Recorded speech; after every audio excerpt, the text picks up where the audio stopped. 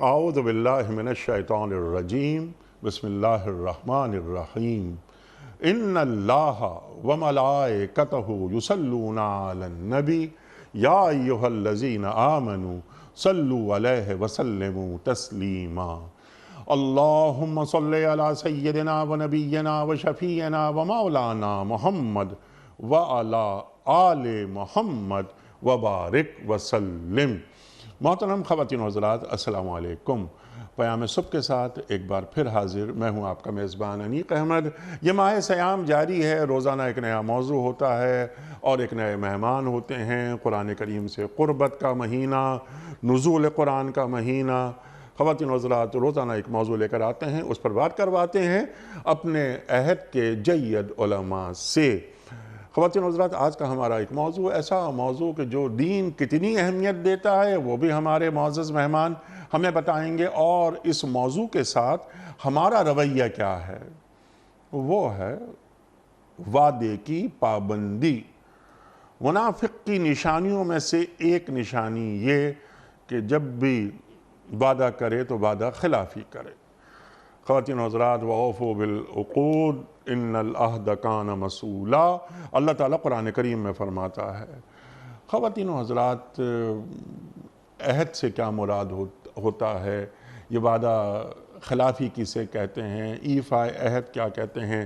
ایک معاملہ ہوتا ہے بندے کا بندے کے ساتھ پورا اترنا ہے اس پر، ایک معاملہ ہوتا ہے، ایک وعدہ ہوتا ہے اللہ کے ساتھ، ایک وعدہ ہوتا ہے اللہ کے رسول صلی اللہ علیہ وآلہ وسلم کے ساتھ۔ خواتین و حضرات، ہمارے رویے کیا ہیں؟ ہم کیا کر رہے ہیں؟ بہت ساری باتیں، بہت سارے سوالات ہم اٹھائیں گے، سیکھیں گے محترم ڈاکٹر حماد لکھوی صاحب سے، جو تشریف فرما ہیں لاہور میں۔ ڈاکٹر صاحب، آپ کا بڑا ممنون، آپ تشریف لائے۔ خواتین و حضرات، ڈاکٹر صاحب پڑھاتے ہیں پنجاب یونیورسٹی میں، ہمارے ملک کا ایک جانا مانا نام، سب آپ سے واقف۔ سورہ مائدہ آیت نمبر 1۔ اعوذ باللہ من الشیطان الرجیم، بسم اللہ الرحمن الرحیم۔ یا ایہا الذین آمنوا اوفوا بالعقود، احلت لکم بہیمۃ الانعام الا ما یتلی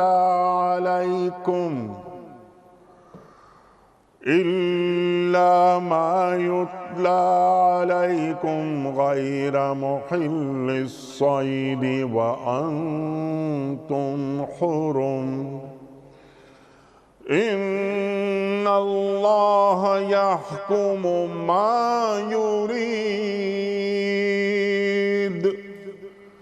صدق اللہ العظیم۔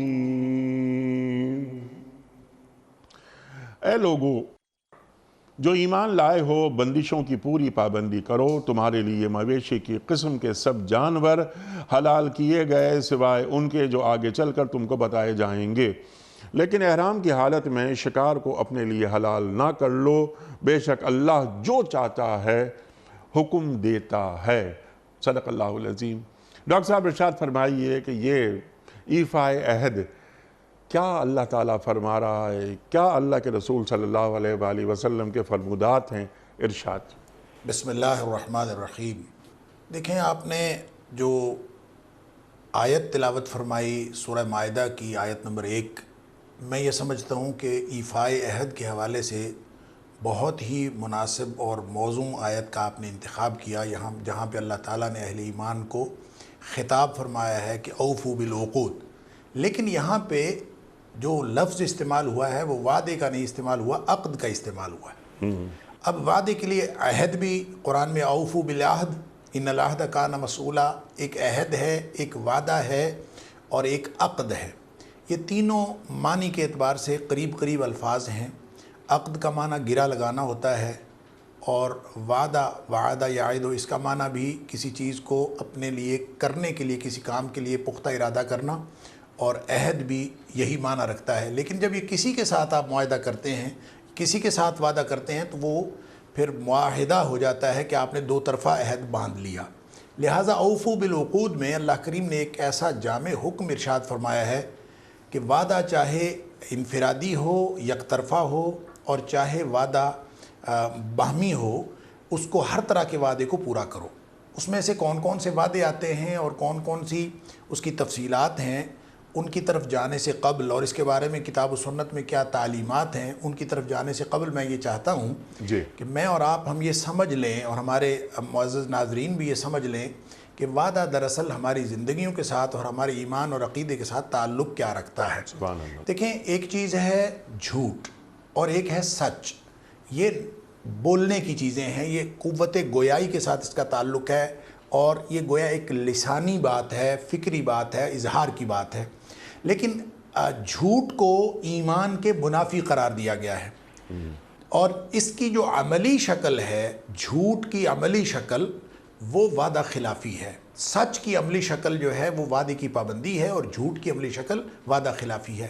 لہٰذا جس طرح سے جھوٹ اور ایمان ایک شخص کے اندر اکٹھے نہیں ہو سکتے، مومن ہے تو جھوٹا نہیں، جھوٹا ہے تو مومن نہیں، بعین ہی وعدہ خلافی بھی، اور وعدہ خلافی اور ایمان، یہ بھی دونوں چیزیں ایک شخص کے اندر اکٹھی نہیں ہو سکتی۔ مومن ہے تو وہ عہد کا پابند ہے، اور اگر وہ ایفاء عہد نہیں کرتا تو وہ مومن نہیں ہے۔ اسی لیے جو آپ نے شروع میں انٹرو میں اشارہ کیا اس حدیث کی طرف کہ نبی اکرم صلی اللہ علیہ وسلم نے فرمایا تین چیزیں، ایک حدیث میں فرمایا، ایک میں چار فرمایا، اربع من کن فیہ کان منافقا خالصا، کہ چار باتیں جس شخص کے اندر ہوں پکا منافق ہے۔ اور اس میں جو آپ نے ایک بات ارشاد فرمائی وہ یہی ہے کہ اذا وعد اخلف، ایک حدیث میں الفاظ ہیں اذا عاہد غدر، کہ جب وہ عہد کرتا ہے تو وہ اس کے خلاف کرتا ہے، یا پھر وہ وعدہ کرتا ہے تو وعدہ خلافی کرتا ہے۔ تو یہ نفاق کی علامت ہے، گویا اس کے اندر ایمان نہیں ہوتا۔ اور نفاق کے بارے میں ہمیشہ ہم یہ سمجھتے ہیں کہ یہ شاید ایمان اور کفر کے درمیان کی کوئی چیز ہے، ایسا ہرگز نہیں ہے۔ نفاق، منافق بھی پکا کافر ہوتا ہے، اس کے دل میں رتی بھر ایمان نہیں ہوتا، وہ صرف اظہار کے اعتبار سے منافق ہوتا ہے، حقیقت کے اعتبار سے وہ بھی کافروں سے بھی بدتر ہوتا ہے۔ اس لیے جب وہ منافق ہے تو اس کا مطلب ہے اس کے اندر ایمان نہیں ہے۔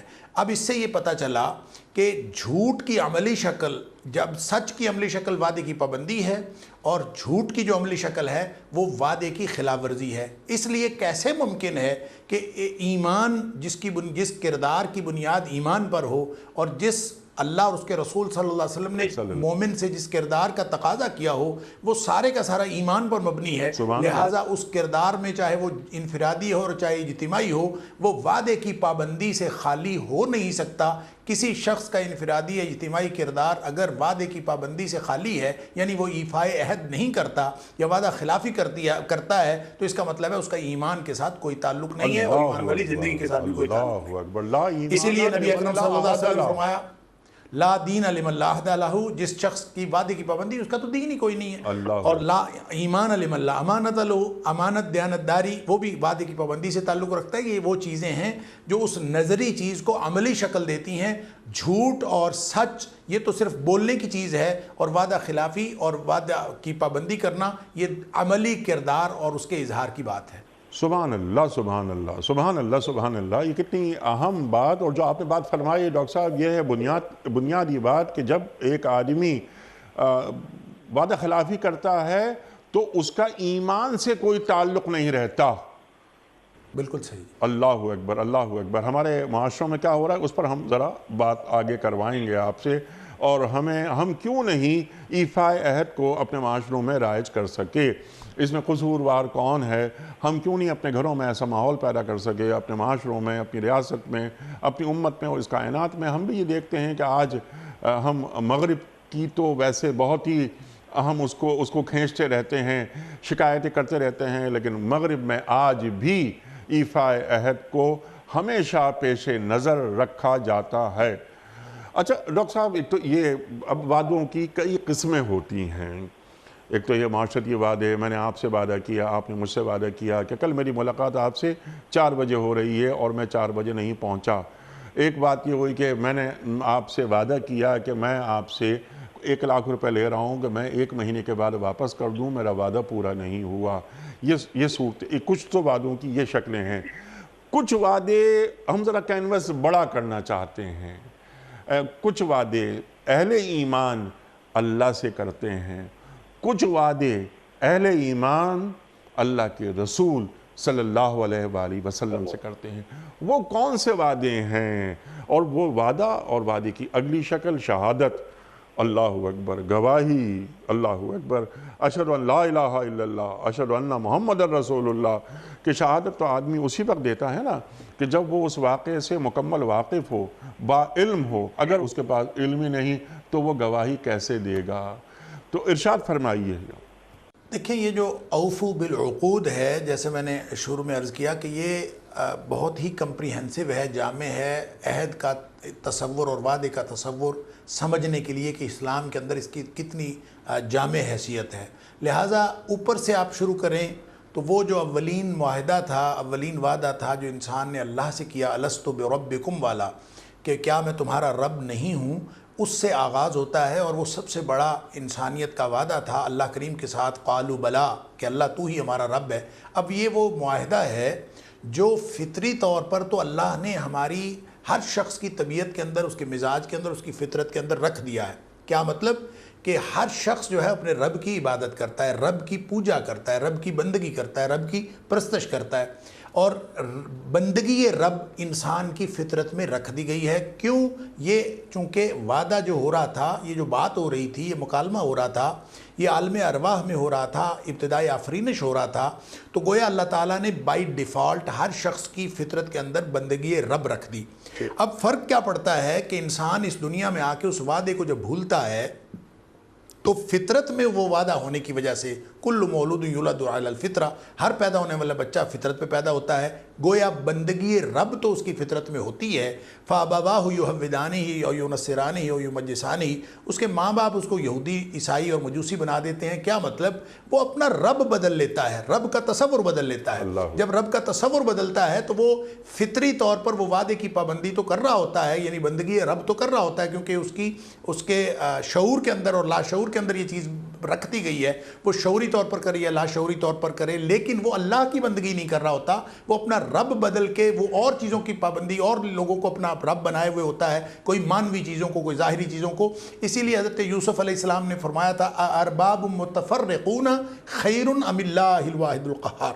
کیا یہ جو مختلف قسم کے رب ہیں جن کو تم نے بنایا ہوا ہے، ان کی بندگی کرتے ہو، ان کی پوجا کرتے ہو مانوی اور ظاہری طور پر، وہ بہتر ہیں یا وہ ایک اللہ بہتر ہے؟ تو بنیادی طور پر جو آپ نے فرمایا کہ وعدوں کی کتنی قسمیں ہیں، سب سے بڑا وعدہ تو وہ ہے جو ہم نے اللہ کے ساتھ بندگی رب کا وعدہ کیا ہے. تو انسان جب اللہ کی بندگی چھوڑ کر اپنے نفس کی بندگی کرے، وہ مخلوق کی بندگی کرے، کسی بڑے کی کرے، کسی چھوٹے کی کرے، تو سب سے پہلے اس وعدے کی خلاف ورزی کا مرتکب ہوتا ہے. اچھا ڈاکٹر صاحب، اس وعدے کی بابت یعنی عہد الست جو ہمارا ہے، یہ قیامت کے دن پوچھا جائے گا؟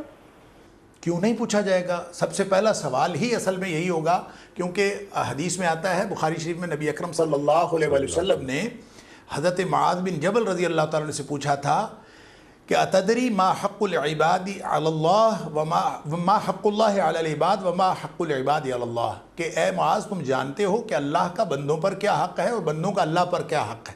یہ جو حق ثابت ہوتا ہے یہ اسی عہد کی بنیاد پر ہے. ہم اللہ کی مخلوق ہیں، خالق کا حق ہے اور مخلوق کا فرض ہے. کیا فرمایا کہ وہ یہ ہے کہ بندوں کا فرض، اللہ کا حق یہ ہے کہ ان یعبدوہ ولا یشرکوا بہ شیئا، کہ اس کی بندگی کریں، خالص اس کی بندگی کریں، اس کے ساتھ کسی کو شریک نہ ٹھہرائیں.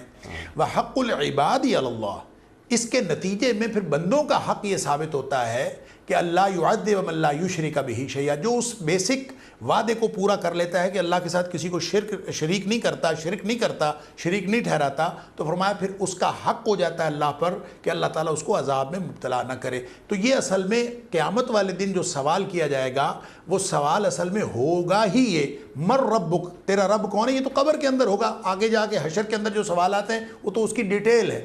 تو اجمالی سوال، پہلا سوال یہ ہے مر ربک، بتا تیرا رب کون ہے. تو رب کی بندگی تو اس نے کی ہوگی، لیکن کس رب کی ہے؟ اس اللہ خالق و مالک کی ہے کہ کسی اور کی ہے؟ بس یہ فرق ہے، جس نے اللہ کی بندگی کی ہوگی اس کو عربی آتی ہو نہ آتی ہو، وہ کسی بھی خطے کا ہو، وہ اس کو اللہ تعالیٰ یہ جواب سکھا دے گا۔ اصل میں زندگی میں پورا جو کردار ادا کیا ہوگا اس سے یہ جواب آئے گا، اور اس وعدے کی پابندی کا ربی اللہ کہ میرا رب تو اللہ ہے، یہ اس کہنے میں کامیاب ہو جائے گا۔ اور جس کا رب اللہ اس نے نہیں مانا، باوجود اس بات کے کہ اس کے فطرت میں تھا، لیکن وہ دنیا میں اور چیزوں کو رب مانتا رہا، زندگی کسی اور کی بندگی میں گزارتا رہا، تو وہ وہاں پہ اس کو جواب نہیں آ سکے گا، ہاں ہاں کرے گا۔ بہرحال یہ تو ایک اس کی لمبی تفصیلات ہیں، لیکن یہ ایک وعدے کی قسم ہے۔ اس کے علاوہ وعدے کی قسم میں اگلا جو وعدہ ہے، اگر ہم اوپر سے نیچے کی طرف آئیں تو وہ معاہدہ ہے جو نبی اکرم صلی اللہ علیہ وسلم کے امتی ہونے کی حیثیت سے ہم نے نبی کریم صلی اللہ علیہ وسلم پر ایمان کا اظہار کرنے کے بعد جو وعدہ کیا ہے، امتی کو نبی کریم صلی اللہ علیہ وسلم کے ساتھ جو تعلق پیدا ہوتا ہے ان کو نبی ماننے کے بعد، وہ یہ ہے کہ وما ارسلنا من رسول الا لیطاع باذن اللہ، جو بھی رسول ہوتا ہے اس کا یہ حق ہوتا ہے اور امتی کا یہ فرض ہوتا ہے کہ وہ اس کی اطاعت کرے اللہ کے حکم سے، لہٰذا اطاعت بھی اتباع بھی۔ اب یہ اطاعت اور اتباع اگر نبی اکرم صلی اللہ علیہ وسلم کی نہ کی تو پھر وہ امتی تو نہیں ہے، کیونکہ نبی کریم صلی اللہ علیہ وسلم خود فرمایا کل امتی یدخلون الجنہ۔ اگر یہ عہد ٹھیک ہے، معاہدہ ٹھیک ہے، تو پھر ادھر سے اجر کیا ہے، فضیلت کیا ہے؟ فرمایا میرا ہر امتی جنتی، اور امتی ہے تو جنتی ہے، الا من ابا، صرف وہ نہیں جنت میں جائے گا جو خود انکار کر دے۔ کس سے انکار کر دے؟ امتی ہونے سے کر دے یا جنت میں جانے سے انکار کر دے، بات ایک ہی ہے، دونوں معنی ہو سکتے ہیں۔ کون انکار کرے گا؟ فرمایا من اطاعنی فدخل الجنہ، جو مجھے نبی مانتے ہوئے اطاعت و اتباع میری کرتا ہے تو وہ تو جنت میں جائے گا، اور جو مجھے میری بات نہیں مانتا، ومن عصانی فقد ابا، جو میری بات نہیں مانتا، اس کا مطلب ہے اس نے اس معاہدے کو توڑ دیا اور میرا امتی ہونے سے انکار کر دیا، اس لیے وہ جنت میں جانے سے انکار کر دیا۔ اس کے بعد آتے ہیں وہ سارے معاہدات جو میں اور آپ ایک دوسرے سے کرتے ہیں، معاشرتی وعدے بھی ہیں، اس میں نکاح طلاق۔ ڈاکٹر صاحب اس طرف آتے ہیں، یہ بہت بڑا موضوع ہے یہ جو ابھی آپ نے ارشاد فرمایا، میں چاہ رہا ہوں کہ ذرا اس پر مزید گفتگو آپ فرمائیں اور آپ سے ہم سیکھیں۔ آپ نے اللہ سے وعدے ہمارے وہ آپ نے بیان فرما دیے، پھر سرکار دو عالم صلی اللہ علیہ وآلہ وسلم سے کچھ وعدے، اطاعت آپ نے ذکر کیا، اللہ کی اطاعت کرنی کیسے ہے؟ جیسے اللہ کے رسول فرمائیں صلی اللہ علیہ وآلہ وسلم۔ سمپل سوال آپ کی خدمت میں یہ ہے کہ سرکار دو عالم صلی اللہ علیہ وآلہ وسلم سے ہمارے کون کون سے وعدے ہیں؟ بہت سے لوگوں کو خبر بھی نہیں ہے۔ یہ لا الہ الا اللہ محمد الرسول اللہ، کیا ہم یہ پڑھ کر سرکار دو عالم صلی اللہ علیہ وآلہ وسلم سے، یعنی اللہ کے بعد، کسی معاہدے کے پابند ہو جاتے ہیں؟ کوئی جکڑ بندی ہوتی ہے؟ ایفاء عہد کرنا ہم پہ لازم ہو جاتا ہے؟ وہ کون کون سے وعدے ہیں جو اللہ کے رسول صلی اللہ علیہ وآلہ وسلم کے ساتھ ہم نے کیے ہیں؟ ارشاد۔ دیکھیں، نبی کریم صلی اللہ علیہ وآلہ وسلم کے ساتھ جب آپ امتی ہونے کا عہد نبھاتے ہیں تو اس میں تو پوری زندگی آ جاتی ہے، لیکن جو بنیادی طور پر نبی کریم صلی اللہ علیہ وسلم کا حق ہے اس کو اجمالی طور پر اطاعت اور اتباع کی جو دو اصطلاحات ہیں انہی کے ذریعے سے ہی سمجھا جا سکتا ہے۔ اتباع کہتے ہیں فالو کرنے کو، پیچھے چلنے کو، نقش قدم پر چلنے کو، اور اطاعت کہتے ہیں حکم ماننے کو۔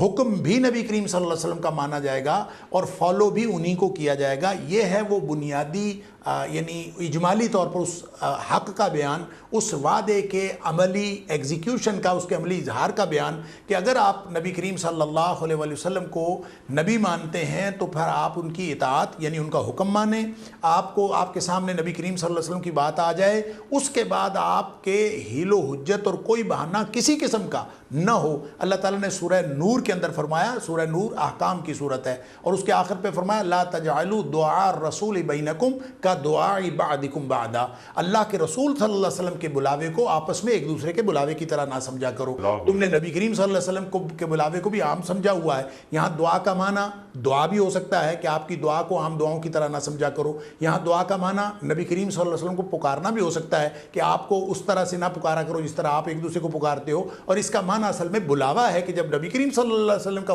کوئی حکم آ جائے تو اس حکم کو عام حکم نہ سمجھا کرو، آپ کے پاس کوئی گنجائش ہی نہیں ہے اس کو مانے بغیر۔ تو فرمایا کہ قد یعلم اللہ الذین یتسللون منکم لواذا، اللہ تعالیٰ تم میں سے ان لوگوں کو خوب جانتا ہے جو نظر بچا کر کھسک جاتے ہیں، نبی کریم صلی اللہ علیہ وسلم کی بات نہیں مانتے۔ اور فرمایا فلیحذر الذین یخالفون عن امرہ، وہ لوگ جو اللہ کے رسول صلی اللہ علیہ وسلم کی کسی بات کی مخالفت کسی بھی وجہ سے کرتے ہیں، فرمایا وہ ڈر جائیں اس بات سے ان تصیبہم فتنہ او یصیبہم عذاب علیم، کہ ان کو کوئی فتنہ آن پہنچے یا پھر ان کو دردناک عذاب پہنچے۔ اس کی آگے تفصیلات ہیں، لیکن بنیادی بات یہ ہے کہ نبی اکرم صلی اللہ علیہ وسلم کی بات اور اس کے مقابلے میں ہر بات ختم ہو جائے۔ یہ ہے لا تقدموا بین یدی اللہ و رسولہ، اللہ اور اس کے رسول صلی اللہ علیہ وسلم سے آگے نہ بڑھو۔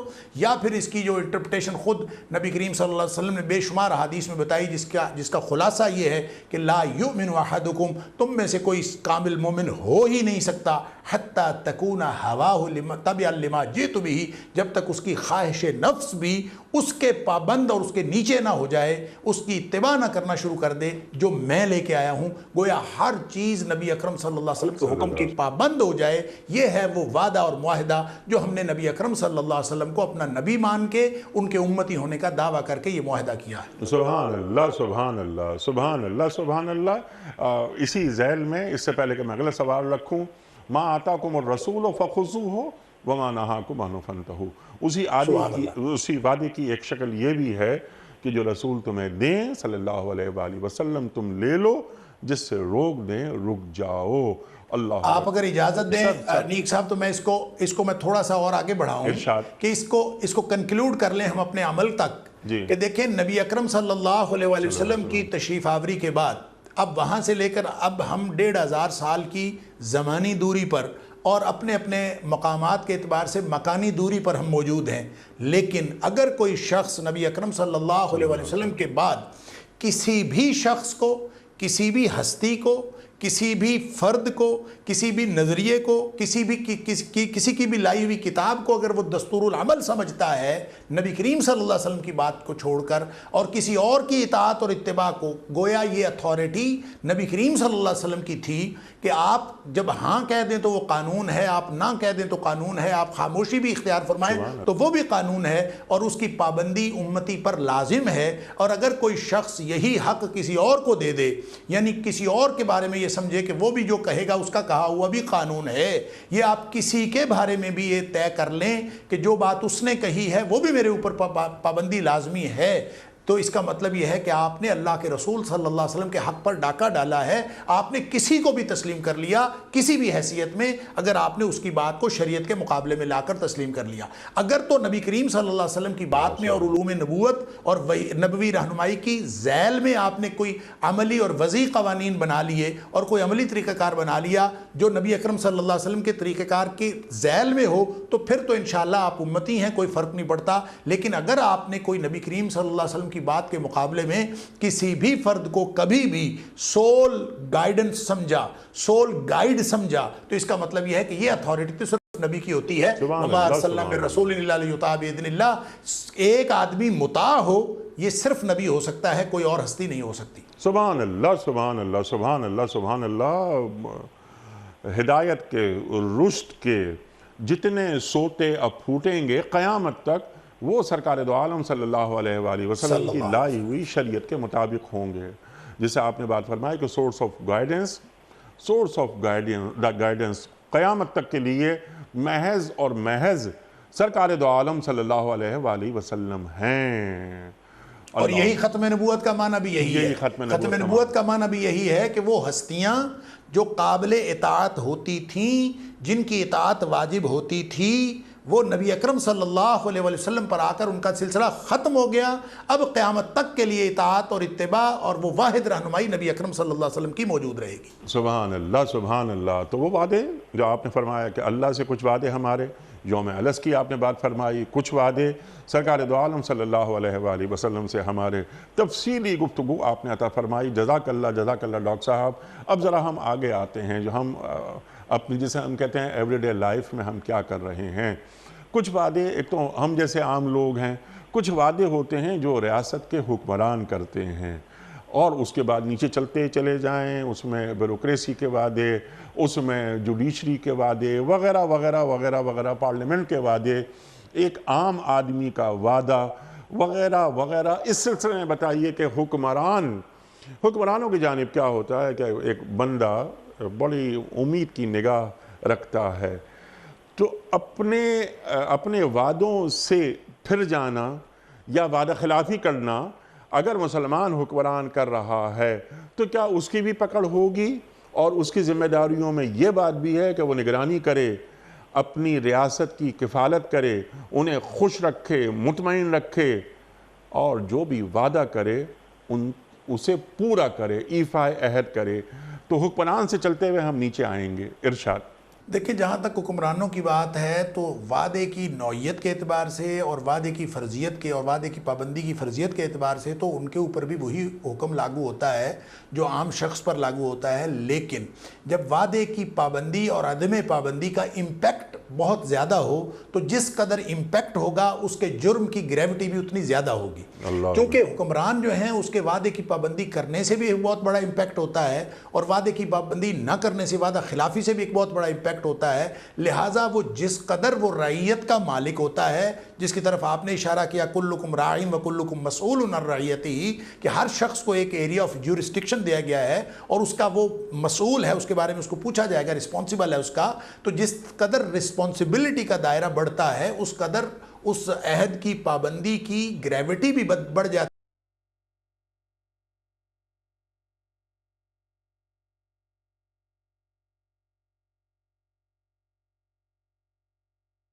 جس دن کوئی ہوگا اس میں ایک شخص وہ ہوگا جو عادل حکمران ہے، جو لوگوں کے ان کا حق دیتا تھا. گویا وہ فضیلت کے اعتبار سے اس نے عملی سچ کر دکھایا، یہ گویا اس نے عملی طور پر وعدے پورے کیے، لوگوں کے ساتھ تعلق ٹھیک رکھا اور اس نے ان کے حقوق پورے کیے تو وہ اجر میں اس قدر بڑھ جائے گا کیونکہ اس کا ایریا آف جورسڈکشن زیادہ ہے. یہی کام ایک عام آدمی کرے تو اس کو اتنا اجر نہیں ملے گا. اسی طرح جب وہ دوسری طرف جائے گا یعنی وعدے کی پابندی نہیں کرے گا تو مسلم شریف کی حدیث ہے کہ نبی اکرم صلی اللہ علیہ وسلم نے فرمایا صرف حکمران کی بڑے اور ملک کے حکمران کی بات نہیں ہے، ہر وہ شخص جس کو کسی بھی طرح کی رعیت دی گئی ہے اور وہ رعیت کے بارے میں اپنی جتنا اس کا، جیسے میں نے عرض کیا کہ جس قدر اس کی رعیت کا دائرہ وسیع ہوگا، اس کی حکومت کا دائرہ وسیع ہوگا، اس قدر اس کی رسپانسبلٹی بڑھ جائے گی. تو فرمایا اگر کسی کو اللہ نے کوئی بھی رعیت دی ہو وَهُوَ غَاشٌ لِرَعِيَّتِهِ، اور وہ شخص اس حالت میں مرا کہ وہ اپنی رعیت کے ساتھ، اپنے لوگوں کے ساتھ دھوکہ کرتا تھا. غاش جو ہے نا غش سے ہے، غش کا معنی ہوتا ہے دھوکہ دینا، اور کسی یہ اصل میں غش کا معنی دھوکہ ہوتا ہے، اور دھوکہ چونکہ ملاوٹ میں بھی دھوکہ دیا جاتا ہے اس کا مطلب ملاوٹ بھی ہو جاتا ہے. لیکن اصل میں اس الخدیہ والمکر والخدیہ، اگر آپ اس کو لغت میں دیکھیں کہ غش کا کیا معنی ہے تو غش کا معنی ہوتا ہے المکر والخدیہ، چالاکی کرنا،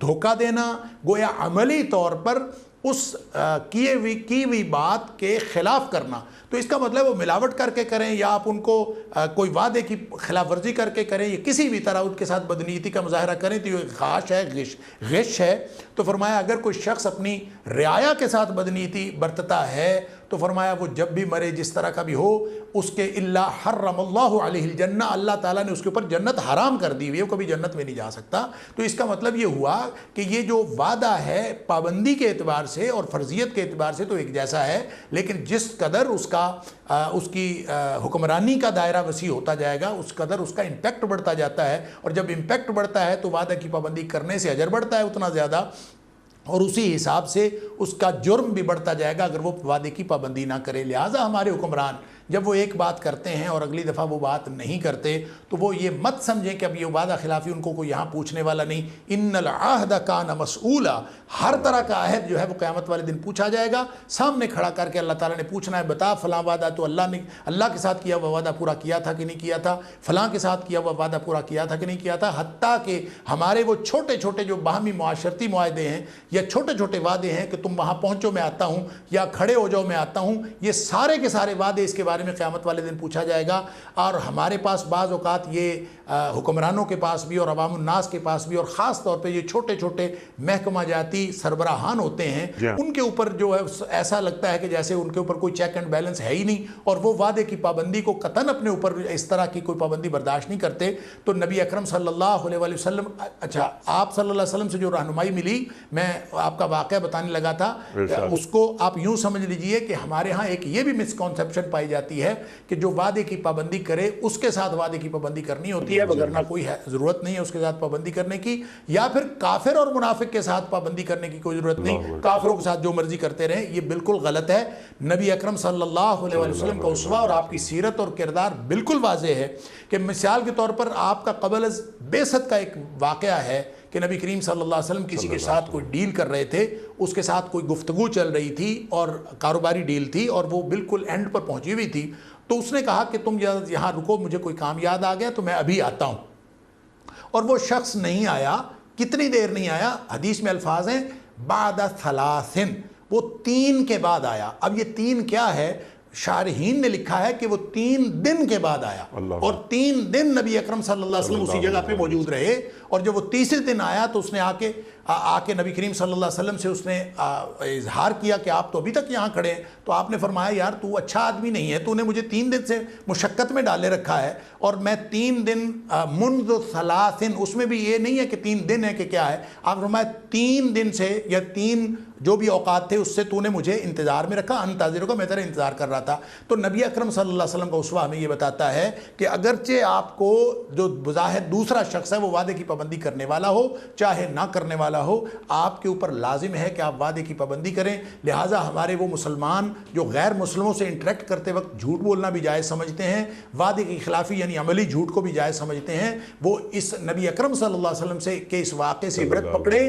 قیامت والے دن ہر شخص سے اس کا وعدہ پوچھا جائے گا جو بھی اس نے عہد کیا ہے، لہٰذا وہ کمٹمنٹس جو ہم لکھ کے کرتے ہیں، جو معاہدے کرتے ہیں، جو ہم کسی بھی کمپنی کی فیسلٹیز استعمال کرتے ہوئے لکھ کے کرتے ہیں وہ بھی معاہدہ ہے، اور ہم آپس میں جو ایک دوسرے سے بات کرتے ہیں وہ بھی معاہدے ہیں۔ یہ سارے کے سارے معاہدے قیامت والے دن پوچھے جائیں گے۔ ان العہد کان مسئولہ کا یہی معنی۔ سبحان اللہ سبحان اللہ، ان العہد کان مسئولہ۔ اب ڈاکٹر صاحب ذرا سا اور آگے بڑھاتے ہیں، آپ نے اداروں کی بات کی کہ ادارے کا ادارے سے معاہدہ ہے، اسے پورا کرنا ہے، ایفاء عہد ہونا ہے۔ ایک اپوائنٹمنٹ لیٹر ہوتا ہے، اس میں یہ بتایا جاتا ہے کہ آپ کو 8 گھنٹے کام کرنا ہے، تو اس کا ایفا بھی ضروری ہے کہ ایک معاہدہ ہو گیا میرا اپنے ادارے کے ساتھ کہ مجھے 8 گھنٹے کام کرنا ہے، اور تمام تر اپنی توجہ کے ساتھ اور تمام تر توانائیوں کو استعمال کرنے کے بعد میں جاؤں گا۔ میرا وقت اگر میں سرکاری نوکر ہوں تو اللہ اکبر کہ 9 بجے مجھے دفتر اگر پہنچنا ہے تو میں 9 بجے آؤں گا، اور اگر دفتر کے اوقات 5 بجے تک ہیں تو میں 5 بجے تک دفتر میں رہوں گا۔ ہمارے پاس خاص طور پر سرکاری جو عمال ہیں ان کا رویہ کیا ہے اس حوالے سے، کیونکہ انہوں نے وعدہ کیا ہے، وہ لیٹر انہیں ملا ہے کہ میں پورا وقت دوں گا۔ پرائیویٹ جابز میں بھی ہم دیکھتے ہیں کہیں موقع ملا ادھر ادھر 1 آدھ گھنٹہ 1.5 گھنٹہ 2 گھنٹہ نکال لیے، آگے پیچھے چلے گئے اور ادارے کو دھوکہ دے دیا۔ تو یہ اصل میں دھوکہ ادارے کو نہیں دے رہے، وہ اپنے آپ کو دے رہے ہیں دھوکہ۔ ارشاد۔ دیکھیں، یہ جس وعدے کی پابندی کی طرف آپ نے اشارہ کیا کہ یہ جو ہم اپوائنٹمنٹ لیٹرز ہوتے ہیں یا اداروں کے اندر جو ہم مختلف قسم کے ملازمین رکھتے ہیں یا خود ملازم ہوتے ہیں، تو ان کے درمیان بھی ایک جاب ڈسکرپشن کے اوپر معاہدہ ہوتا ہے کہ JD ہوتی ہے، اور اس کے اوپر معاہدہ ہوتا ہے کہ آپ کی یہ جاب ہے، اتنے گھنٹے آپ نے یہ کام کرنا ہے۔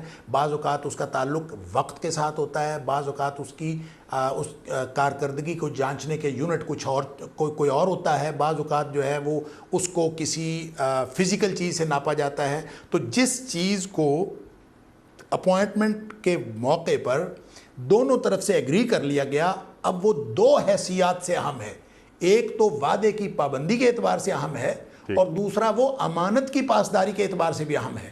وہ امانت بھی بن گئی کہ اگر آپ اس میں خیانت کریں گے تو جو آپ نے کہا کہ آپ نے گھنٹہ 1.5 گھنٹہ ادھر گزار لیا، اگر وقت کی پابندی آپ کے ساتھ طے ہوا تھا آپ کی جاب ڈسکرپشن میں کہ آپ اتنے بجے سے اتنے بجے تک آفس میں رہیں گے، آپ صرف یہ نہیں ہے کہ گھنٹہ 1.5 گھنٹہ ادھر ادھر نکال لیں تو وہ وعدے کی خلاف ورزی ہے، بلکہ آپ اس وقت کے دوران اگر کوئی اور کام کرتے ہیں تو یہ بھی وعدے کی خلاف ورزی ہے۔ اور اس کے ساتھ ساتھ یہ ایک امانت ہے، اور امانت جو کسی کے بھروسے پر کوئی بھی کام کسی کے سپرد کیا جاتا ہے تو یہ مناسب چھوٹا منصب ہو یا بڑا ہو، یہ سارے کے سارے امانت ہوتے ہیں، اور یہ امانتیں ضائع ہونا نبی اکرم صلی اللہ علیہ وسلم قرب قیامت کی نشانی بتائی ہے۔ اور جس شخص کے اندر بددیانتی ہو اور جھوٹ ہو، میں نے پہلے عرض کر دیا کہ جھوٹ کی عملی شکل وعدہ خلافی ہے، اور نبی کریم صلی اللہ علیہ وسلم نے فرمایا کہ یہ دو باتیں مومن میں ہو نہیں سکتی، الخیانہ والکذب، بددیانتی اور جھوٹ نہیں ہو سکتا۔ ہر اخلاقی خرابی مومن کے اندر ہو سکتی ہے، یتبع المومن علی کل خلق، ہر طرح کا اخلاقی عیب ہو سکتا ہے، بندہ کنجوس ہو سکتا ہے، غصے والا ہو سکتا ہے، کم گو ہو سکتا ہے، بڑبولا ہو سکتا ہے، کچھ بھی ہو سکتا ہے، لیکن انسان جھوٹا اور بددیانت نہیں ہو سکتا اگر وہ مومن ہے۔ تو ایمان کا اس کے ساتھ، اب ہم جب ان چیزوں کو دیکھتے ہیں تو شریعت نے جو اس کی پابندی کی اور وعدے کی ایفائے عہد کی جو ہمیں تاکید کی ہے، یہ خاص طور پہ جو ملازمین کی بات جو آپ نے کی بہت ہی اہم ہے۔ اس میں آپ یہ دیکھ لیجئے، دو تین پہلوؤں سے اس کو دیکھ لیں۔ ایک تو یہ وعدے کی پابندی ہے، جو آپ نے وعدہ کیا اور وعدے کی خلاف ورزی کریں گے تو ان العہد کان مسئولا، اور دوسرا نبی کریم صلی اللہ علیہ وسلم نے فرمایا جب ایک ملازم کسی ایک امپلائر کے ساتھ ایک معاہدہ کر لیتا ہے تو اس شخص کو کوئی اگر اس کے خلاف بات کرے، یعنی کوئی آدمی باہر سے آتا ہے، وہ آ کے اس کے امپلائر کے خلاف باتیں کرتا ہے، اس کو سجھاتا ہے کہ چھوڑو تیرا امپلائر تو ایسے ہے، یہ تجھے ایسے کرتا ہے تو تجھے ایسے کرتا ہے، تو نبی اکرم صلی اللہ علیہ وسلم نے فرمایا کہ جو شخص غلام کو یا نوکر کو اپنے آقا کے خلاف بہکائے یا پھسلانے کی کوشش کرے، فرمایا فلیسا منا، وہ میری امت میں سے نہیں۔ آپ نے اس قدر اس کی، پھر آپ نے یہ فرمایا کہ اگر کوئی شخص اپنے آقا کی مرضی کے خلاف، یعنی وہ جو کمٹمنٹ کی تھی، وہ جو اپوائنٹمنٹ لیٹر ہوا تھا، وہ جو آپس میں معاہدہ ہوا تھا، اس کے خلاف وہ یہاں سے جاب چھوڑتا ہے، کسی اور جگہ چلا جاتا ہے، کسی اور جگہ سے چھوڑتا ہے، کسی اور جگہ چلا جاتا ہے، اس کی مرضی کے خلاف اور اس معاہدے کی خلاف ورزی کرتے ہوئے کہیں اور چلا جاتا ہے،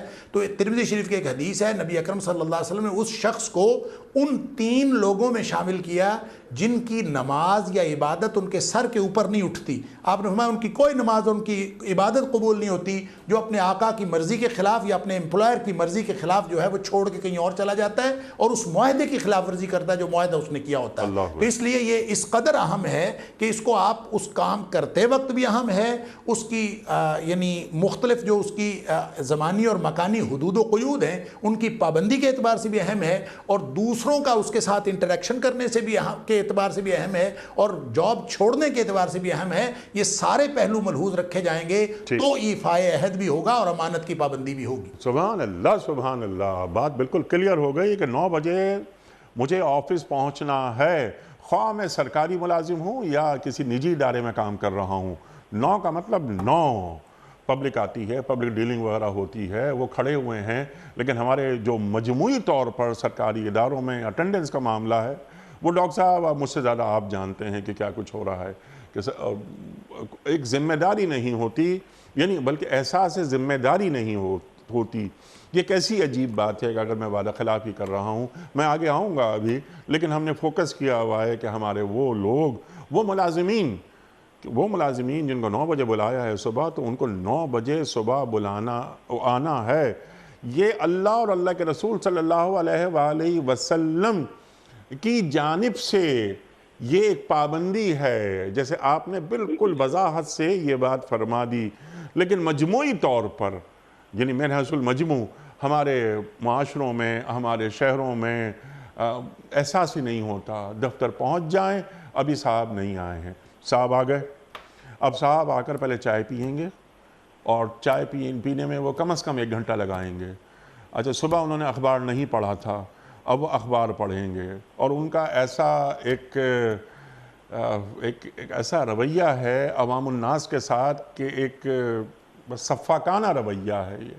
تو یہ عوام الناس ہیں، الخلق و عیال اللہ، یہ لوگ، یہ عوام الناس، یہ اللہ کے بندے ہیں، ان کی خدمت کریں جس کے لیے آپ مامور ہوئے ہیں، جس کا آپ نے اپوائنٹمنٹ لیٹر لیا ہے، جس کے لیے آپ کو تنخواہ دی جا رہی ہے۔ اللہ اکبر۔ اور پھر کوالٹی آف ورک، وہ تو اگلا ایشو ہے، ٹالنے والی بات نہیں ہے۔ احسان، اب وہ جو درجہ احسان تک کام کو پہنچائیں کہ مجھ سے اچھا یہ کام کوئی کر ہی نہیں سکتا، اس کام کو کمال تک پہنچانا ہے۔ ہمارے پاس یہ چیزیں عام طور پر نہیں ہیں۔ ڈاکٹر صاحب ذرا اس جانب بھی کچھ آپ بات فرمائیے۔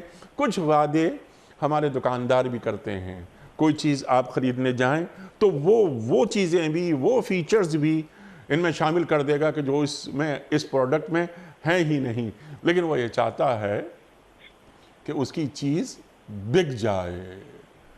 کئی دفعہ جھوٹ بولتا ہے وہ، تو یہ جھوٹ بولنا، یہ قسم کھا کے بیچنا، چیز بک تو جاتی ہے، برکت ختم ہو جاتی ہے۔ یہ فرما رہے ہیں سرکار دو عالم صلی اللہ علیہ وآلہ وسلم۔ کیا ہے ڈاکٹر صاحب اس کا پس منظر کیا ہے، اس کی روح کیا ہے؟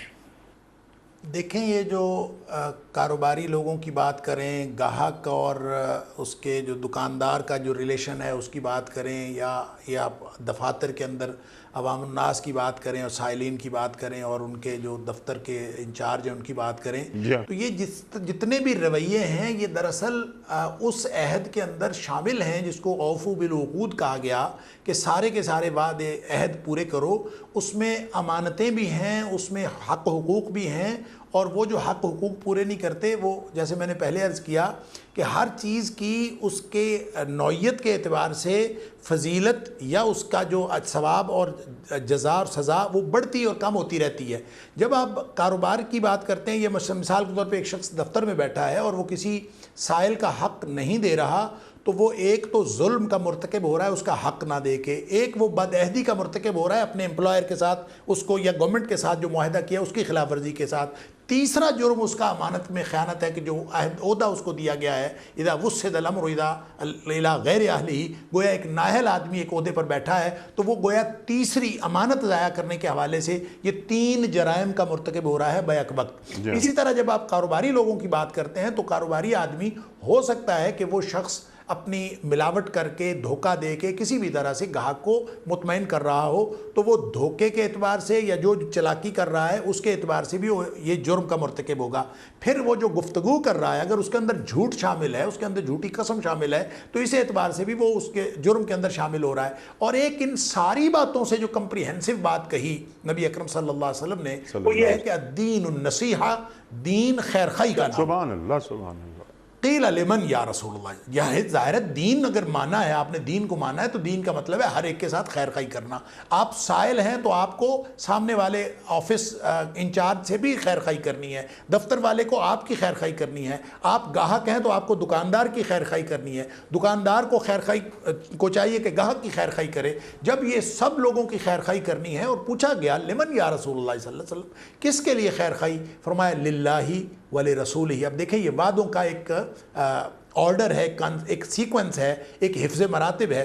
للہ ولرسولہ، اللہ کے ساتھ خیر خواہی، اللہ کے رسول صلی اللہ علیہ وسلم کے ساتھ خیر خواہی، ولائمۃ المسلمین، مسلمان حکمرانوں کے ساتھ خیر خواہی، اور پھر مسلمان حکمرانوں کے بعد فرمایا ولعامتہم، اور پھر عوام الناس کے ساتھ، ہر ایک کے ساتھ خیر خواہی۔ اور جب آپ اگر دکاندار ہوں اور آپ کو گاہک کی خیر خواہی کرنی پڑے تو پھر آپ جھوٹ تو نہیں بول سکتے، پھر آپ ان کے ساتھ سچ اور دیانت کی بات کریں گے۔ اسی لیے نبی اکرم صلی اللہ علیہ وسلم نے ایک حدیث میں آتا ہے کہ آپ نے فرمایا ان التجار هم الفجار، یہ جو کاروباری لوگ ہیں نا یہ سارے کے سارے جہنمی ہیں، یہ فاسق و فاجر ہیں، فجار۔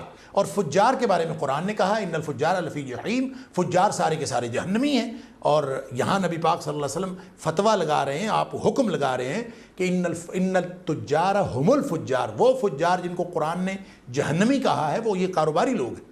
اب یہ ایسا کوئی نبی کریم صلی اللہ علیہ وسلم سے اس قدر بعید والا جملہ سن کے اب صحابہ کا کیا حشر ہوا ہوگا۔ تو ایک صحابی پوچھتا ہے اللہ کے رسول صلی اللہ علیہ وسلم الیس اللہ قد احل البیع، کیا اللہ نے تجارت کو حلال نہیں کیا؟ آپ کہہ رہے ہیں کاروباری سارے جہنمی ہوں گے۔ اس موقع پر آپ نے یہی بات ارشاد فرمائی تھی جس کی طرف آپ اشارہ کر رہے ہیں، فرمایا بلا، اللہ نے حلال تو کیا ہے لیکن وہ چند شرائط کے ساتھ حلال ہے، اس میں خیر خواہی ہے، اس میں سچ ہے، اس میں وعدے کی پابندی ہے۔ جب وہ نہیں ہوگا تو فرمایا پھر یہ سارے جہنمی ہیں۔ کیوں؟ فرمایا کہ تجارت تو حلال ہے لیکن یہ کیا کرتے ہیں، فیحلفون، یہ قسمیں اٹھاتے ہیں، ویاثمون، اور یہ گنہگار ہو جاتے ہیں، اور ویحدثون فیکذبون، اور یہ جب بات کرتے ہیں تو جھوٹ بولتے ہیں، جھوٹ سے اور جھوٹی قسمیں اٹھانے سے یہ فجار بنتے ہیں۔ وگرنہ اگر یہ وہی کاروبار سچ اور دیانت کے ساتھ اور وعدے کی پابندی کے ساتھ کر رہے ہوں، امانت کے ساتھ کر رہے ہوں، تو نبی اکرم صلی اللہ علیہ وسلم کا ارشاد ہے التاجر الصدوق الامین، جو سچا اور امانت دار تاجر ہے، مع النبیین والصدیقین والشہداء یوم القیامہ، وہ قیامت والے دن نبیوں، صدیقوں اور شہیدوں کے ساتھ ہوگا۔ گویا کہ یہ تو دونوں طرف آپ نے دروازہ کھلا ہے، اجر لینا ہے تو وہ بھی اس کے لیے بھی بلند پرواز آپ کے پاس دروازہ کھلا ہے، اور اگر آپ نے گناہ کی طرف جانا ہے تو پھر پستیوں اور گہرائیوں کے لیے بھی آپ کے پاس دروازہ کھلا ہے۔ آپ نے خود فیصلہ کرنا ہے کہ عہد کی پابندی کر کے آپ نے اللہ سے فضیلتیں لینی ہیں کہ خلاف ورزی کر کے عہد کی آپ نے اللہ تعالیٰ سے یہ جہنم کی گہرائیاں لینی ہیں۔ اللہ اکبر، اللہ اکبر، اللہ اکبر۔ اچھا ڈاکٹر صاحب، لاسٹ 2 منٹس، عام زندگی میں ہمارے رویے، وعدہ خلافیاں کرتے رہتے ہیں، لوگوں سے وعدے کرتے ہیں، کل 12 بجے آ جانا، مجھے پتہ ہوتا ہے کہ 12 بجے میں نہیں ملوں گا، خدا نہ خواستہ. تو اس طرح کی باتیں جو عام زندگی میں ہم کرتے ہیں اور ہمارے ذہن کے کسی گوشے میں یہ بات نہیں ہوتی کہ یہ بھی گناہ ہے. اور ان العہد کان مسئولا جو آپ بار بار فرما رہے ہیں، جو قرآن فرما رہا ہے کہ تم سے سوال کیا جائے گا قیامت کے دن. تو ان رویوں کو دین کس نگاہ سے دیکھتا ہے اور ہم سے کیا مطلوب ہے دین کو؟ ارشاد.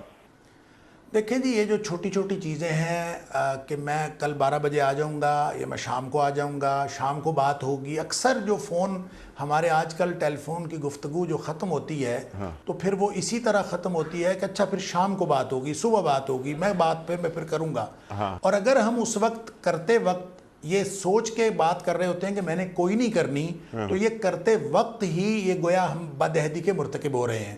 اور اگر اس وقت ذہن میں ہو کہ میں کروں گا تو پھر آپ جب وہ اس کا وقت آتا ہے اور آپ نہیں کرتے تو آپ بدعہدی کے مرتکب ہوتے ہیں. اس کی کیا اہمیت ہے، اس کو یوں سمجھ لیجئے کہ یہ چیزیں تو چھوٹی چھوٹی ہیں اور یہ باتیں شاید اپنی نوعیت کے اعتبار سے یہ قابل معافی ہوں، لیکن یہ ہمارے مجموعی کردار کی عکاسی کرتے ہیں. ہماری پوری زندگی کے کردار کی عکاس ہوتی ہیں کہ ہم وعدے کی پابندی ہماری زندگیوں کے اندر اور ہمارے کردار کے اندر کس قدر ہے. جس شخص کی پوری زندگی میں وعدے کی پابندی کو اہمیت ہوگی، وہ کبھی بھی اس طرح کی فضول بات کسی چھوٹے معاملے میں بھی نہیں کرے گا. لہٰذا وہ بہت احتیاط کے ساتھ ایک ایک لفظ لکھے گا، ایک لفظ کہے گا، ایک لفظ لکھے گا، ایک لفظ بولے گا. کیوں؟ اس لیے کہ ما یلفظ من قول الا لدیہ رقیب عتید.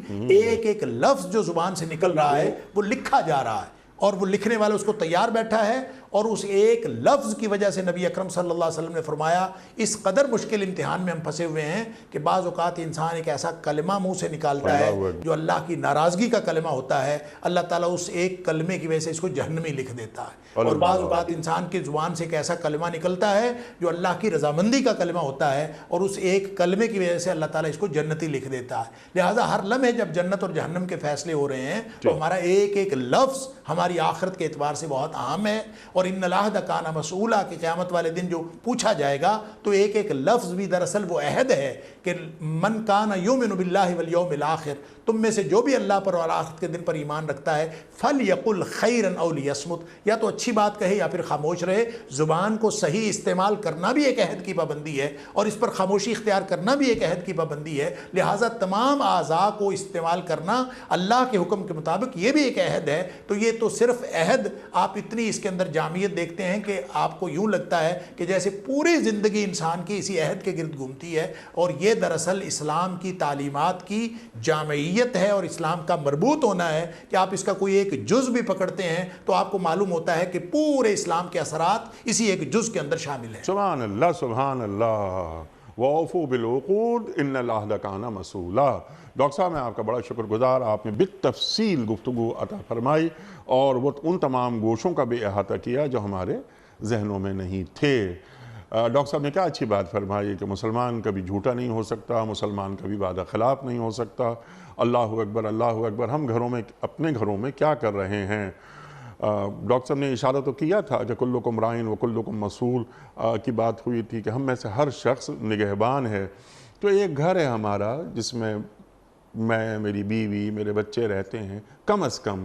تو میں یہ دیکھوں اور یہ دکھاؤں کہ میرے گھر میں کوئی وعدہ خلاف تو نہیں ہے. اور دکھاؤں سے مراد یہ کہ اولاد بھی یہ دیکھے اور بیوی بھی یہ دیکھے کہ میرا شوہر اور اولاد یہ لرن کرے کہ ہمارے والد کبھی وعدہ خلافی نہیں کرتے. تو اسی طرح معاشروں میں پاکیزگی پھیلتی ہے، معاشروں کی تشکیل ہوتی ہے. ہم اپنے معاشروں کو کہاں لے کر جا رہے ہیں؟ جو ہماری سماجی اقدار، اور یہ تو دینی اقدار ہے ہماری، صرف محض سماجی اقدار نہیں، مشرقی اقدار نہیں. میں نے انٹرو میں ایک بات کہی تھی کہ ہم مغرب کو بس کوستے ہیں بہت کہ مغرب ایسا، مغرب ایسا، مغرب ایسا، لیکن وعدے کی پابندی جتنی مغرب میں ہمیں نظر آتی ہے ہمیں اپنے معاشروں میں نہیں نظر آتی. کل انشاءاللہ ایک نئے مہمان اور ایک نئے موضوع کے ساتھ ملاقات ہوگی. اس پروگرام کے حوالے سے کوئی فیڈ بیک اگر آپ دینا چاہیں تو ضرور عطا فرمائیے. ہمارا ای میل ایڈریس ہے ps@dunyatv.tv. کل تک کے لیے اپنے میزبان انیق احمد کو اجازت دیجیے. خدا حافظ. پروردگار